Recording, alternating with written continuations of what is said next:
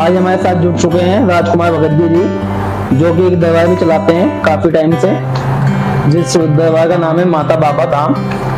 हमने अपने YouTube channel पे बुलाया है, तेईस भक्ति भजन पे काफी टाइम से हम बुला रहे थे, अब इन्हें टाइम मिला है थोड़ा सा जी। कुछ पंडित जी हमारे जो दोस्त हैं या यूट्यूबर जो दर्शक हैं, सब्सक्राइब कर रखा है उन्होंने कुछ प्रश्न पूछे थे कि ये जो आपका वो होता है सुंदरकांड पाठ जो होता है, उसमें वो शनिवार को करवाया जाए या मंगलवार को करवाया जाए जी, और इसमें क्यों करवाया जाता है ये जी, क्या क्या इसके महत्व है, थोड़ा सा बताएंगे। सुंदरकांड पाठ के बारे में मैं आपको बताना चाहूंगा। पहले रामचरितमानस के अंदर ये 5वां अध्याय है। पूरे रामचरितमानस के अंदर हमारे जो हीरो हैं वो श्री राम हैं, लेकिन सुंदरकांड पाठ एक ऐसा अध्याय है जिसके अंदर हीरो हमारे हनुमान जी हैं। इसके अंदर 526 चौपाइयां होती हैं, 60 दोहे होते हैं, जिसके अंदर हनुमान जी का वर्णन किया गया है कि हनुमान जी ने ऐसी ऐसी चीजें उसमें बताई है। जैसे आज के समय में हम देख रहे हैं कि लोग हम किसी को अपना चेला बना लेते हैं।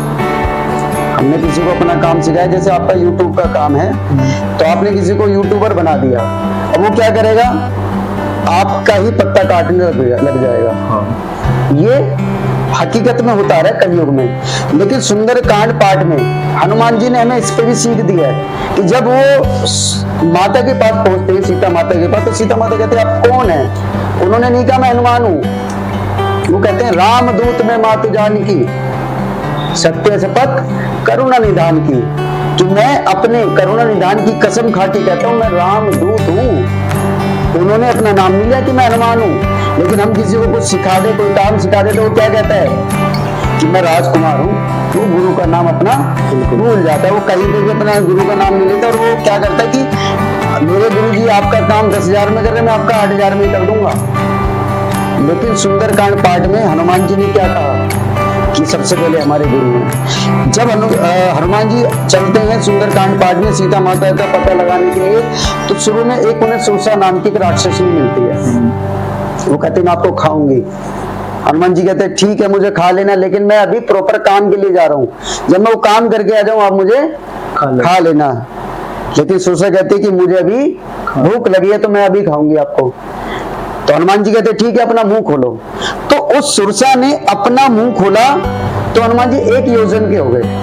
1 योजन का मतलब होता है लगभग आपके 12 किलोमीटर। अच्छा। और 12 किलोमीटर कम नहीं होता है। तो उन्होंने कहा कि आप 1 योजन के हो गए 2 योजन के। उन्होंने 2 योजन का मुंह खोले, ये 4 योजन 8 ऐसे कर करके 100 योजन तक का सुरसा ने मुंह खोला। जैसे 100 योजन का मुंह खोला उन्होंने, तो हनुमान जी ने क्या करा, हनुमान जी छोटे से हो गए मच्छर के रूप में, मक्खी के रूप में, और उनके पेट में गए, घूम फिर के आए। उन्होंने कहा माता मैं जा सकता हूँ? तो उन्होंने वहां पे हमें एक संदेश दिया, यदि कोई आपके सामने छोटा बन रहा तो अपने बुद्धि का इस्तेमाल कर रहा है वो। तो सुंदरकांड पाठ का महत्व यही है, जब हम इसे सुनते हैं, करवाते हैं, तो हमें बहुत सारी गलतियां जो अपने जीवन में हम कर रहे हैं उन चीजों का हमें अनुभव होता है कि हम अपने गुरु को भूल जाते हैं, हम बड़े हो जाते हैं, मक्कड़ में रहते हैं। वो सारी चीजें सुंदरकांड पाठ में बताई गई है। इसका महत्व क्या है? सबसे बड़ा महत्व है कलयुग के अंदर सभी साढ़े सती चलता है, जिस मर्जी राशि को वो सभी साढ़े सती पकड़ लेता है। अब हनुमान जी आए, कहाँ पे आए? सुंदरवन में आए, सुंदर वाटिका में आए। तो सुंदर वाटिका में देख रहे हैं जी शनिदेव उल्टे लटक रहे हैं। शनिदेव से कह रहे हैं कि हाँ जी भाई साहब आप उल्टे लटक रहे हो। कह रहे हैं क्या करूं, ये रावण ने इन्होंने तंत्र विद्या से मुझे उल्टा कर दिया। कह रहे तुम्हें उल्टा कर दिया? तुमने तो मुझे उल्टा कर दिया था, मेरे ऊपर शनि साढ़े सती करने गए थे।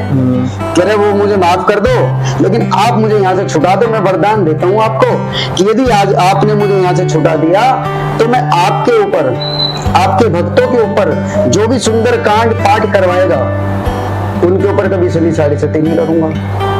तो हनुमान जी ने गदा उठाया, गदा उठा घुमाया और उनको सीधा पहुंचा दिया मध्य प्रदेश में उज्जैन के अंदर एक मंदिर है। अच्छा। और वहां पे वो पूरी कहानी आज इनकी लिखी हुई है कि शनिदेव कैसे यहाँ पहुंचे थे। अच्छा। सुंदरकांड का नाम सुंदरकांड क्यों पड़ा? क्योंकि जो ये वाटिका थी अशोक वाटिका जो थी, जिसके अंदर सीता माता गैप थी, वो अशोक वाटिका सुंदर वन के पास में एक सुंदर पर्वत था जी। उस सुंदर पर्वत के ऊपर ही ये वाटिका थी, और वो सुंदर पर्वत की वजह से इसका नाम सुंदरकांड पड़ा। सुंदरकांड पड़ गया। कई लोग कहते हैं जी मंगल शनिवार को करवाना चाहिए। महत्व हनुमान जी का ये नहीं कि मंगल शनिवार को ही आएंगे। मंगल शनिवार को किन के लिए है? जिनके दिमाग में बैठ गया कि मैं मंगल और शनिवार को ही पूजा करूंगा। यदि आपके इष्ट हनुमान जी हैं, आप हनुमान जी को ही सब कुछ मानते हो, आप हनुमान जी को सर्वस्व मानते हो, आप हनुमान जी को सुबह शाम मानते हो, तो आपके लिए क्या मंगलवार और क्या शनिवार। बिल्कुल। आप तो प्रतिदिन हनुमान जी का सुंदरकांड पाठ करा सकते हैं, आप प्रतिदिन हनुमान जी की पूजा कर सकते हैं, आप प्रतिदिन हनुमान जी को चोला चढ़ा सकते हैं, आप प्रतिदिन वो सारे काम कर सकते हैं जो आप अपने इष्ट देवता के लिए करते हैं। मैंने सुना कि शनिदेव जी जो होते हैं जी उनकी मूर्ति घर मंदिर के बाहर ही लगाई जाती है ज्यादातर। जी। देखा, ऐसा क्यों? शनि महाराज जो हैं, इनको कलयुग में काम सौंपा गया है। और कुछ लोग ये भी कहते हैं घर के अंदर नहीं लगाते। जी, बहुत बढ़िया टॉपिक है आपका। शनि महाराज को काम सौंपा गया है। क्या काम सौंपा गया है? कि कलयुग के अंदर कोई भी पूजा पाठ नहीं करेगा। अच्छा। कलयुग के अंदर बिना मतलब के कोई पूजा पाठ नहीं करेगा, बिना मतलब के वो किसी भी पूजा से सम्मिलित नहीं रहेगा, वो धीरे धीरे पूजा पाठ से पीछे होता चला जाएगा। अब तुम्हारा काम क्या है? हर साल 4 से 5 राशियों को पकड़ना है। जब वो राशियों को पकड़ोगे, आप उन्हें परेशान करोगे, तो ये जाएंगे ज्योतिष के पास, किसी पंडित जी के पास, किसी एस्ट्रोलॉजर के पास में, वो बताएंगे कि आपके ऊपर शनि साढ़े सत्य चल रहा है, आप हनुमान जी की पूजा करो, आप हनुमान जी की पूजा करो, आप हनुमान जी के साथ रहो, या आप शनिदेव की पूजा करो। तो इंसान बड़ा मतलबी हो चुका है कलयुग के अंदर, तो वो अपने मतलब के चक्कर में, अपने परेशानियों से निवारण के चक्कर में शनि महाराज की पूजा करेगा।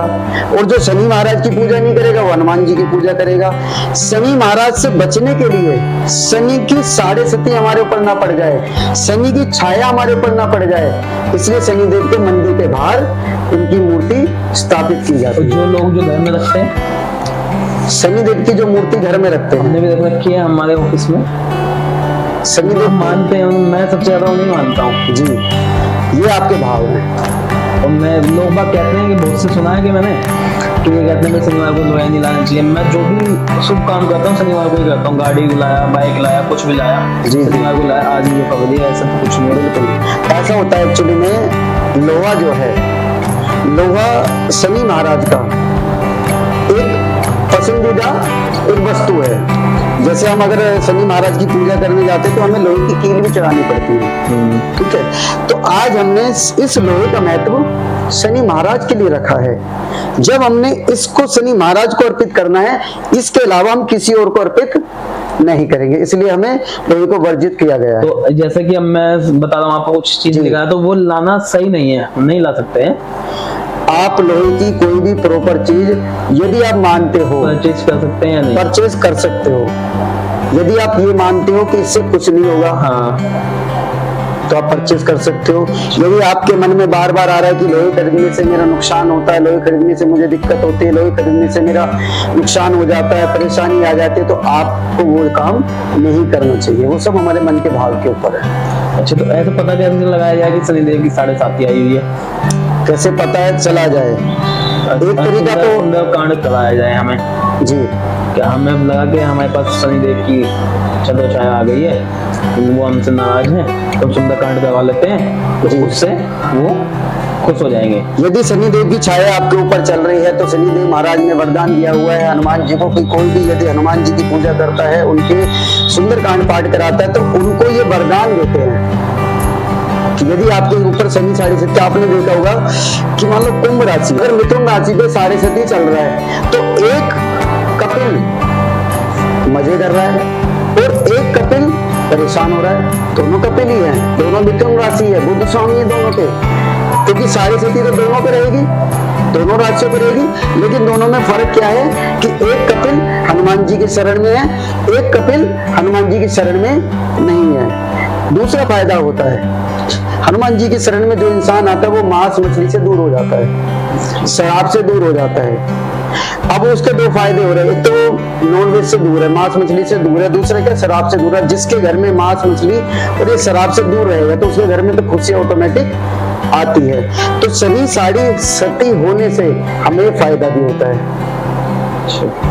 अच्छा एक चीज और कि ना, जैसे सपोज करो घर के अंदर 3 भाई हैं, 2 भाई हैं जी, एक व्यक्ति जो है वो नशा कर रहा है, दारू पी रहा है, एक व्यक्ति जॉइंट फैमिली है, एक व्यक्ति पूजा भी कर रहा है, मंदिर भी जा रहा है, वो मंगलवार को मांस भी नहीं खाता, न पूरे महीने खाता, मतलब उसने छोड़ रखा है, और एक व्यक्ति जो है वो शनिवार को भी खाता है उसके घर में, वो मंगलवार को खा रहा है, वो पूजा करके आ रहा है, वो घर में आके देखता है तो भैया उसके घर में मांस आएगा। देखो ये तो वही वाली बात आ गई कि पत्थर 3 थे और जो तिरस्कार था, तो वो पूजा करे या छोड़ दे?